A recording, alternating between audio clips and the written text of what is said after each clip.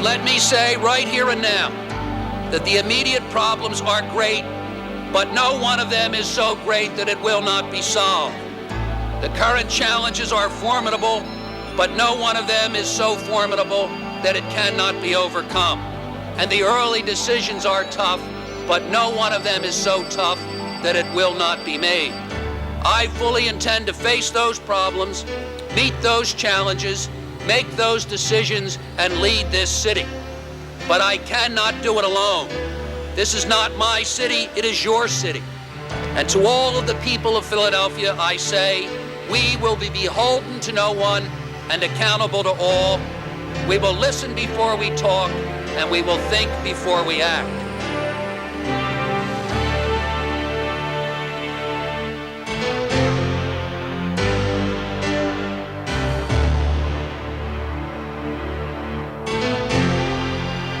Election Day, 1979. On this night, Bill Green will be elected Philadelphia's 125th mayor, with strong support from every part of the city and every group: white, black, Hispanic, Asian, business, labor, young, and old. But on this night, the city faced serious, even grave, fiscal, racial, and economic problems. On this night, Bill Green, a man whose father dominated Philadelphia politics for years, a man who himself had served nearly 14 years in Congress and spent his life in public service, stepped forward and took charge. The people have spoken clearly. The people of this city want change, they want new direction, they want new leadership, they want a new spirit and a new momentum as we begin a new decade. Green knew the people he wanted to help him. Bringing them to government was the challenge. He promoted and kept some long-term professionals like Police Commissioner Mort Solomon and Fire Commissioner Joe Rizzo, and found promising young managers like Water Commissioner Bill Morazzo. Putting together the right cabinet and mayoral staff was critical, and Green's standards were high. City Solicitor Alan Davis, Managing Director Wilson Good, City Representative and Commerce Director Dick Duran, and Finance Director Ed DeSev. People had a great sense that Bill Green was going to lead Philadelphia somewhere, and they wanted to be a part of it. He's a contagious guy, and that, I think, is that's very important, I think, in leading a city. By the way, you got to have a sense of optimism. He calls me and said, "Come out to the house, and let's talk." And I knew what was going to happen. I had a pretty good idea what was going to happen. And we talked, and I told him I couldn't do it. Wouldn't do it. And he just kept beating up on me and beating up on me. There's nobody that could match Green's appointments. He had some of the best. He had the most talented staff around him. The new administration wastes no time to save the city from impending fiscal disaster. I, William J. Green, January 7th, the day Green takes office. Serious financial realities will not vanish because we hope for good government. Goodwill we must have, and good government we will have, but the price of neglect will have to be paid, and the payment may not come easy.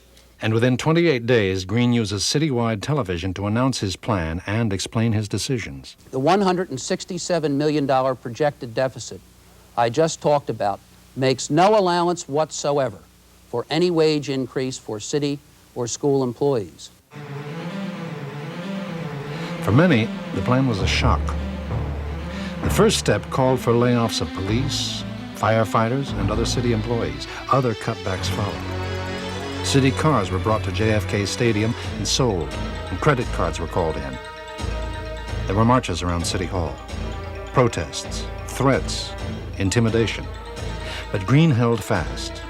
The time had come for somebody to say no. Santa Claus is no longer in City Hall. Okay, Santa Claus left. The unions were in an uproar. Such actions were unheard of. The political establishment was amazed. I mean, he took on the toughest of all unions, the Fraternal Order of Police.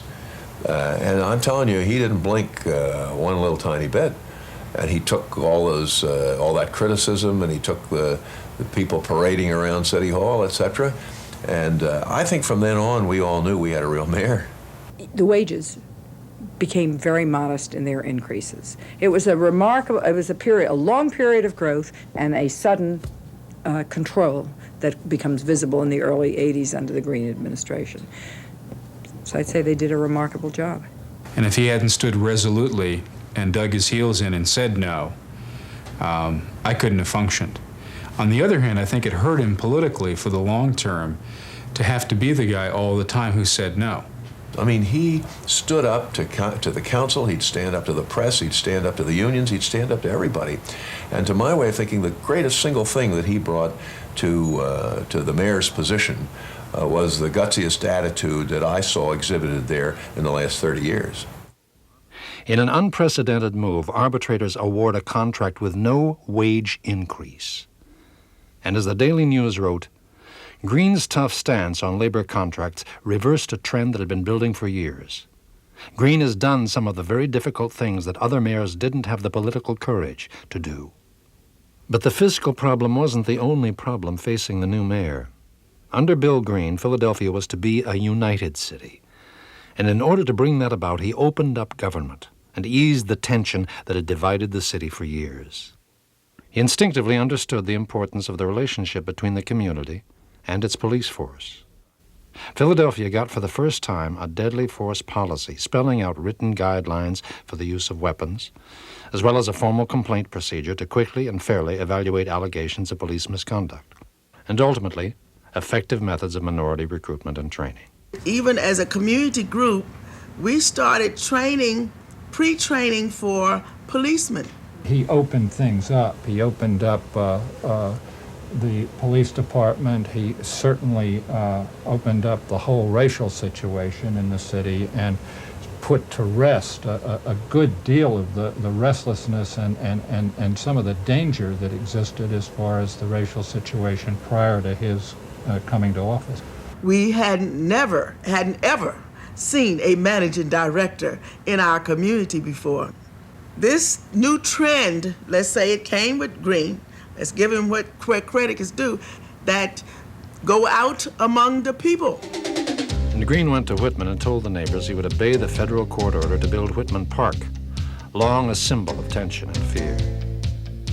The federal government, after years of denial, made Philadelphia eligible for the Urban Development Action Grant Program, producing tens of millions in new federal investment in the next 3 years, including the third largest grant ever in the nation to that point, the Gallery 2 project, vital to the renewal of Market Street East. 1980 was a watershed year for Philadelphia. Rescued from fiscal disaster with racial tensions eased and a new professional team in City Hall, Green awarded the city's Freedom Medal to one of its most distinguished citizens, Eugene Ormandy. He welcomed the aircraft carrier Saratoga, sparking the renewal of the Navy Yard. The Phillies won the World Series, and the city appeared poised to achieve the progress he had spoken about in his inaugural address.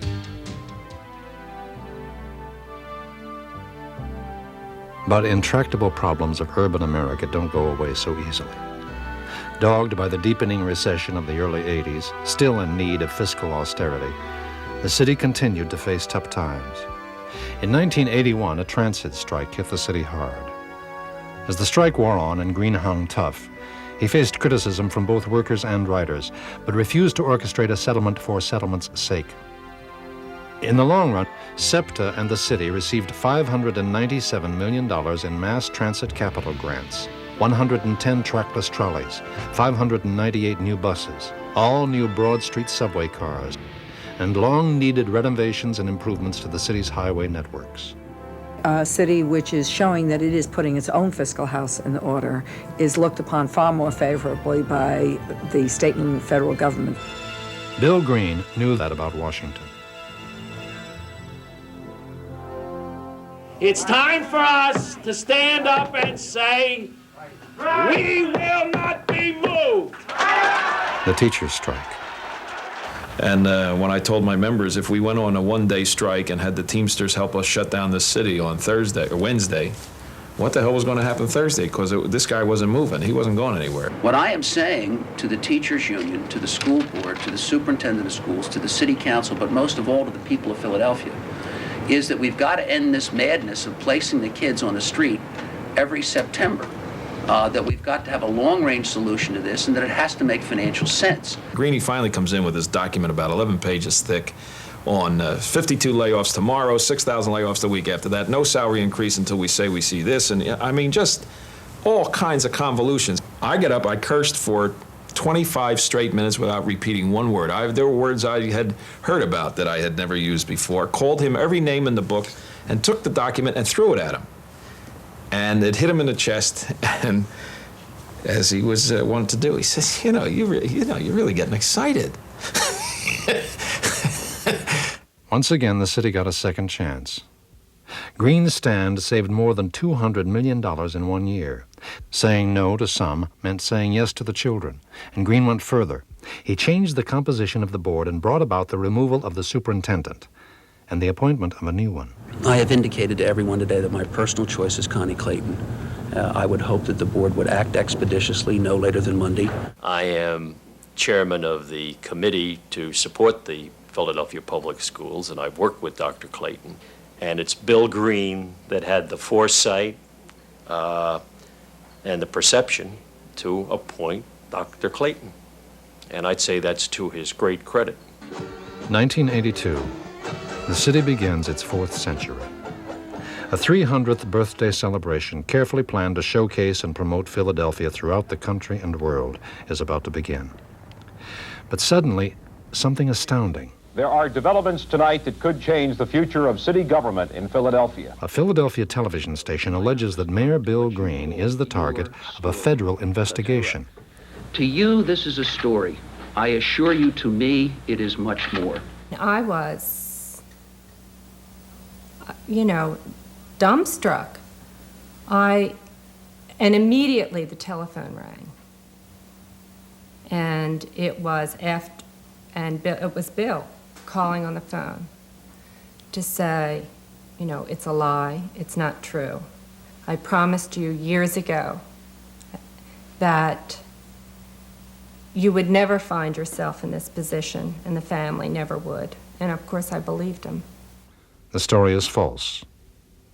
The story is retracted. The promise of a great year is about to be fulfilled. In founding this city 300 years ago, his city of brotherly love, William Penn established... The Democratic midterm convention comes to town. The tall ships sail up the river, attracting millions. The national media coverage you could not pay for. It was priceless. Some of the shows that came out of here are just filling the airwaves with positive news about Philadelphia. That's an investment in the future. Grace Kelly returns for a film festival in her honor. And she brings her friends. She wanted this held in Philadelphia because I think she's after a hoagie.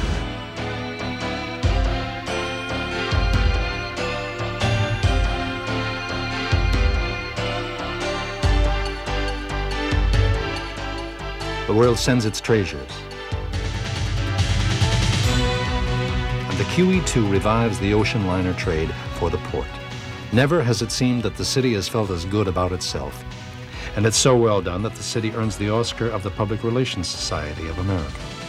The great renaissance of the city really occurred during Bill Green's regime. Philadelphia was on the move. I think even beyond its borders, the reputation grew that Philadelphia was finally a top-notch city, a major city where good things were going to occur. It made a difference that business in particular welcomed. Those of us in the business community realized we had somebody we could talk to.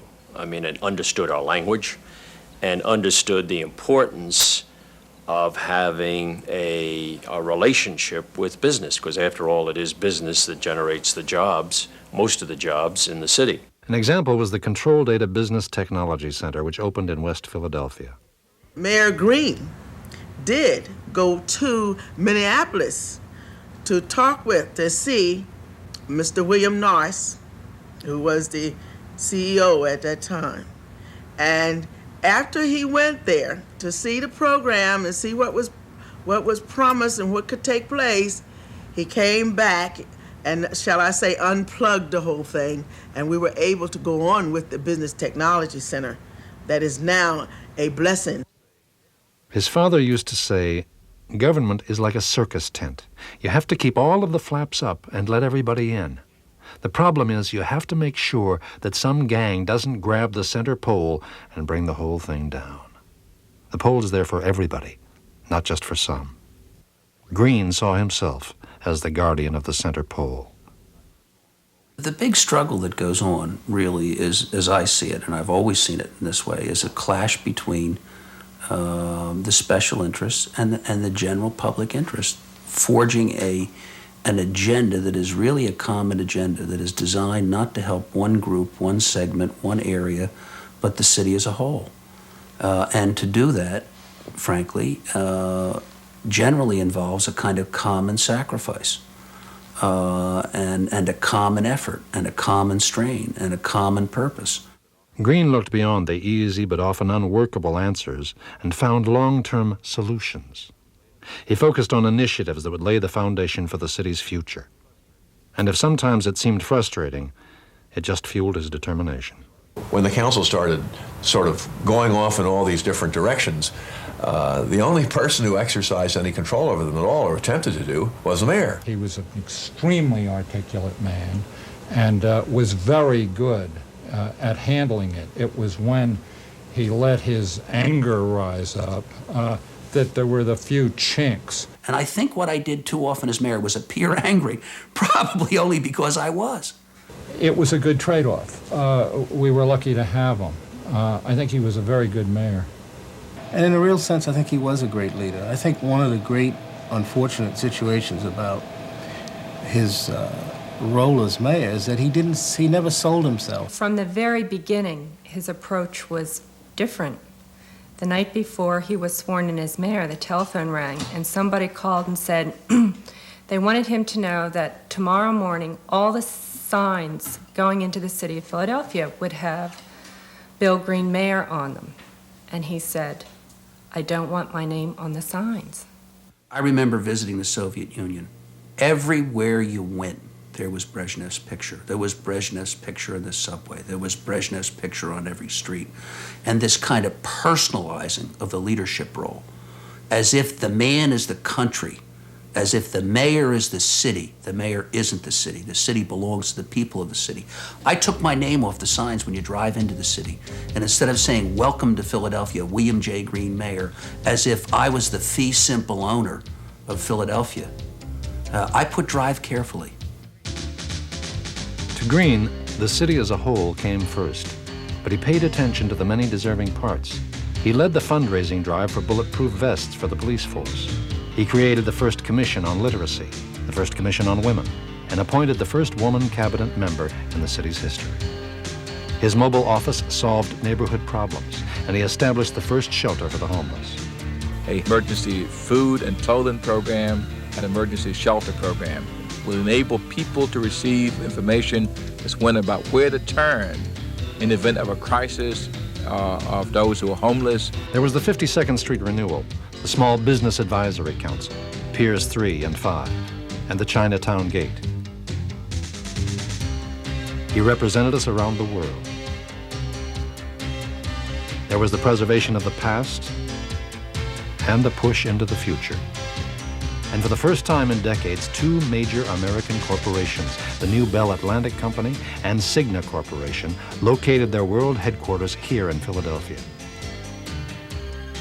At home, there's wonderful personal news. A new baby for Pat and Bill Green.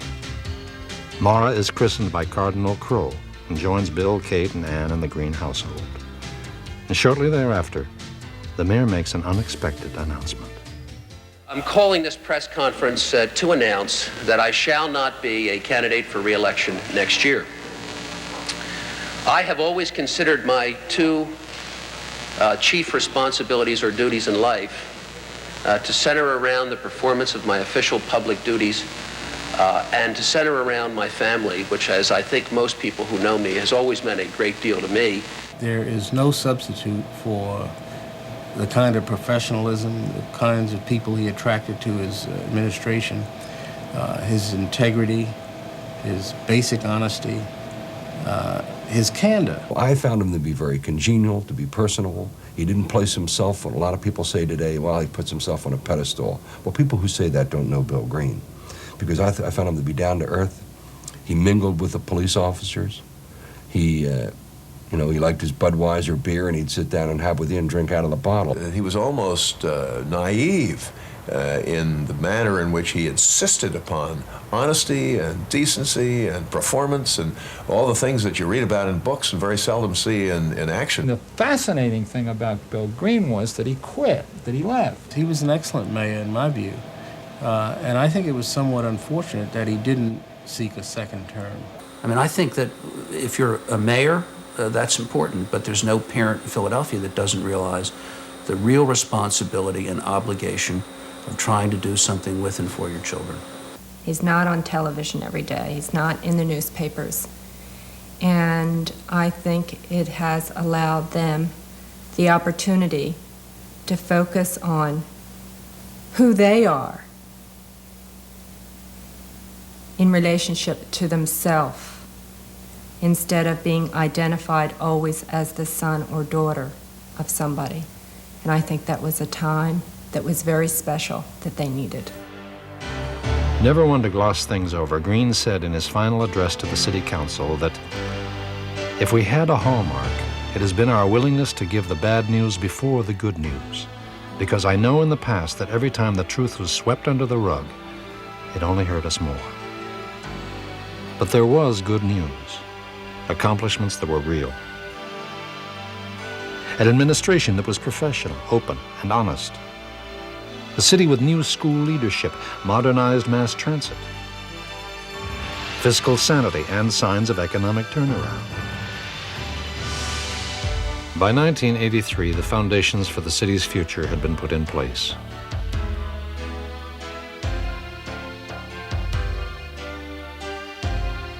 Bill Green knew that in a real sense, it's not the face you put on the news that counts.